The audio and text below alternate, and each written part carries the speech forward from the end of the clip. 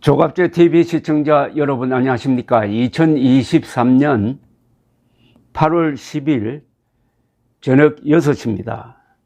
상당히 감정적인 선고가 하나 나왔습니다. 고 노무현 대통령의 명예를 훼손한 혐의로 기소된 정진석 국민의힘 의원이 1심에서 징역 6개월을 선고받았습니다. 법정 구속은 되지 않았습니다.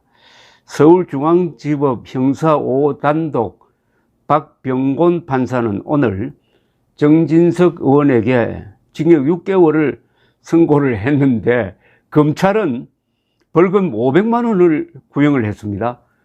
보통 선고는 검찰 구형보다 같거나 낮게 나오는 게 통례입니다.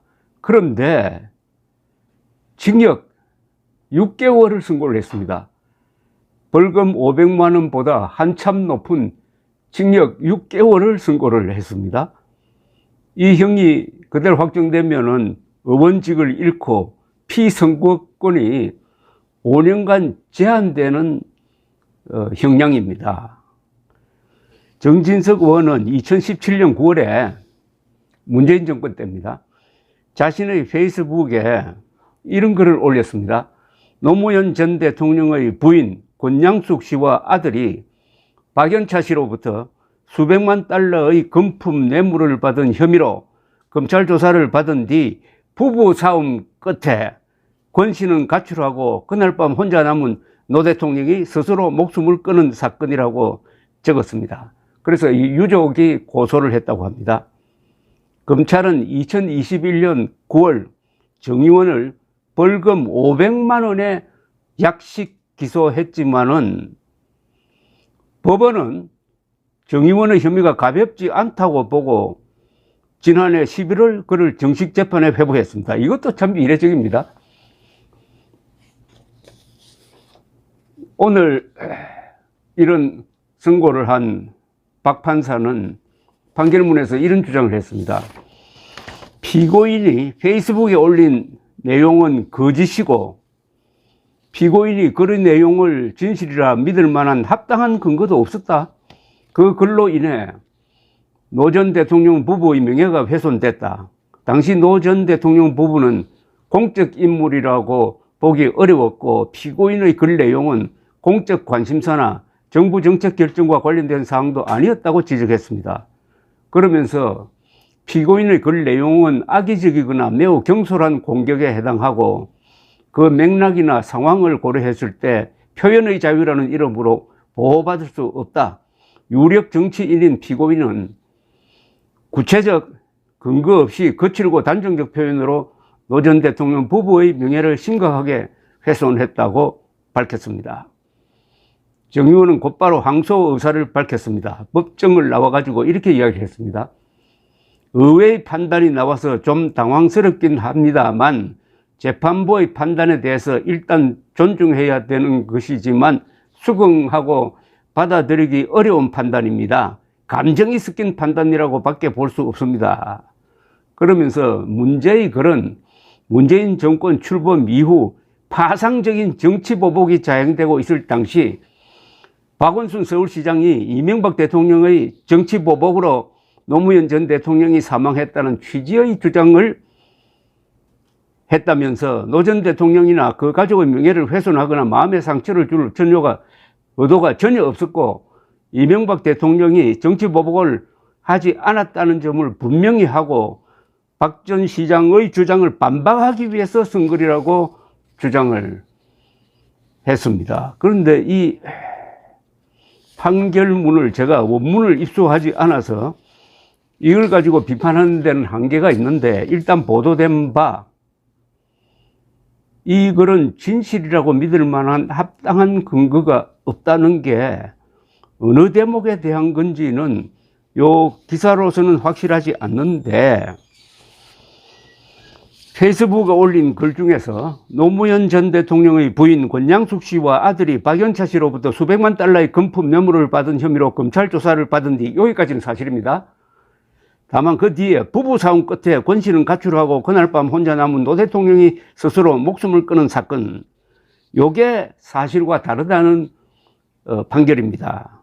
그러니까 그날 밤 부부 싸움이 있었느냐 없었느냐, 그리고 가출을 했느냐 안 했느냐, 요 두 개가 사실의 영역입니다. 그러니까 이게 사실이 아니라고 지금 판단을 하고 있습니다. 과연 이게 사실이 아닌지를 어느 정도 수사를 했느냐, 어느 정도 조사를 했느냐, 요게 궁금합니다. 정진석 의원 쪽에서 싸웠다, 가출했다 하는 것을 뒷받침할 만한 자료를 제시했는지 안 했는지 그게 좀 궁금한데, 자, 그 부분을 일단 사실이 아니라고 하더라도 이 정도 가지고 실형을 선고할 정도가 되느냐 하는 거는 분명히 쟁점이 될 것이라고 생각합니다. 왜냐하면은 노무현 전 대통령 부부는 공인입니다.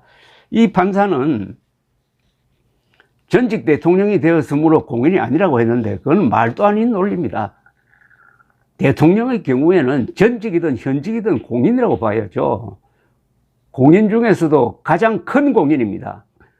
권력이 가장 큰 셌던 사람입니다. 따라서 그런 사람에 대한 비판은 폭넓게 인정해야 됩니다. 한 이름 없는 개인에 대한 공격은 신중해야 합니다.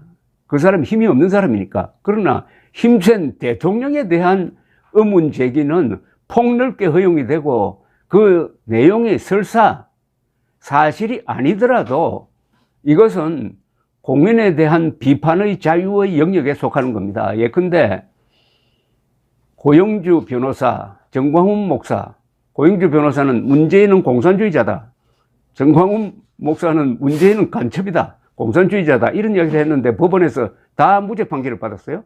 그것은 대통령이라는 이 직책이 너무 크므로 그 사람의 이념 문제에 대해서는 거의 성역 없이 발표할 수 있게 언론 자유가 허용되어야 한다는 취지였습니다. 똑같이 노무현 전 대통령에게도 그런 폭넓은 비판의 자유가 허용되고, 그 비판 내용 중에 설사 사실과 다소 다른 점이 있더라도 이것은 형사처벌감이 아니다. 형사처벌 하더라도 검찰 구형대로 벌금 500만 원이면 충분하다. 저는 그렇게 생각합니다. 그런데 여기에 징역 6개월을 선고한 이 선고문이 매우 감정적으로 느껴진다는 겁니다. 그런데 이 사건에 대해서는 이인규 우리 조갑제 TV에서 소개도 하고 우리 조갑제닷컴에서 출판한 이인규 검사가 쓴 책이 있습니다. 바로 이 책이죠.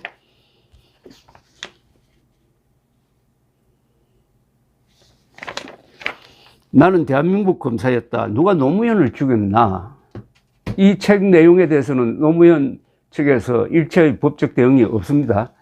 그런데 이 책에서 당시 수사검사 이인규 변호사는 이렇게 이 사건의 핵심을 정리를 했습니다. 그러니까 이번 선고를 하려면은, 제대로 하려면은 이 사건의 본질이 뭐였느냐 하는 것을 먼저 파악을 해야 됩니다. 그리고 이 사건이 본질이 이것인데 정진석 의원의 주장은 여기서 이렇게 나왔구나 해가지고 연관시켜서 선고를 해야지, 그 딱 페이스북에 올린 글 하나만 가지고 판단해서는 안 된다고 생각합니다. 그 사건의 몸통은 바로 이거죠. 이렇게 정리를 했습니다. 이인규 검사는 노무현 전 대통령이 2009년 5월 23일 극단적 선택을 하기 전의 수사 상황을 이렇게 요약을 했습니다. 이 책에서 권양숙 여사가 박연차 회장으로부터 피아지의 남녀 시계 세트 2개 시가 2억 550만 원을 받은 사실은 다툼이 없고, 이 시계는 재임 중 노무현 당시 대통령에게 뇌물로 전달되었다고 봄이 상당하다. 2. 권양숙 역사가 2007년 6월 29일 청와대에서 정상문 총무비서관을 통하여 박연차 회장으로부터 100만 달러, 그해 9월 22일 추가로 홍콩에 있는 임윙 계좌로 40만 달러를 받은 사실은 인정된다. 박 회장의 진술 등 증거를 종합하면 노 전 대통령이 권양숙 여사와 공모하여 아들 로건호의 미국 주택 구입 자금 명목으로 140만 달러를 수수한 것으로 봄이 상당하다. 3. 2008년 2월 22일 노무현 대통령 재임 때 아들 로건호, 조카 사위 연철호가 박연차 회장으로부터 500만 달러를 받았고 로건호 등이 이를 사용한 것은 다툼이 없다. 이 돈은 박연차 회장이 노 전 대통령에게 주기로 약속한 환경재단 출연금 50억 원을 500만 달러로 쳐서 노건호 등의 사업자금 명목으로 준 뇌물이라고 봄이 상당하다. 4. 2006년 8월경 정상문 총무비서관이 박연차 회장으로부터 현금 3억 원을 받은 사실은 다툼이 없고 정 비서관은 기소되어 유죄로 확정되었다. 그러나 노 전 대통령이 관여하였다는 증거는 찾지 못하였다.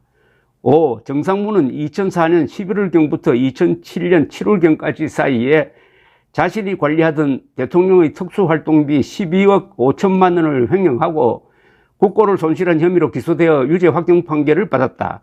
단독 범행 주장에도 불구하고 노 대통령과 정 비서관이 공모한 범죄로 보는 것이 합리적이다. 6. 노 전 대통령이 퇴임 직후인 2008년 3월 20일 박연차 회장으로부터 이자 연 7% 변제기한 2009년 3월 19일로 하여 15억 원을 빌린 후 이를 변제하지 못한 사실은 다툼이 없다. 차용증 작성 사실에 비추어 범죄를 구성하지 않는다고 판단하였다. 7. 검찰은 노무현 전 대통령을 기소, 유죄를 받아낼 수 있는 충분한 물적 증거를 확보했다. 수사 기록을 읽어본 적도 없는 문재인 변호사가 무슨 근거로 수사 기록이 부실하다고 단정하는지 어이가 없다. 뭐 이런 식으로 딱 정리를 했습니다. 그렇다면은 정진석 의원의 그 페이스북이 과연 징역을 살릴 만큼 중한 범죄인지와 비교해서 판단해야 된다. 이거죠. 정진석 의원은 여당 대표를 지낸 사람입니다. 그리고 기자 출신입니다. 평소에 말을 함부로 하는 사람이 아닙니다. 그런데도 불구하고 검찰은 벌금 500만 원, 1심 판사는 징역 6개월을 선고한 이 선고에 무언가 감정이 느껴진다는 겁니다. 재판을 감정적으로 하면 되겠습니까? 뭔가 감정이 느껴진다. 그 감정이 뭔지는 앞으로 기자들이 한번 취재해 볼 만하다고 생각합니다. 감사합니다.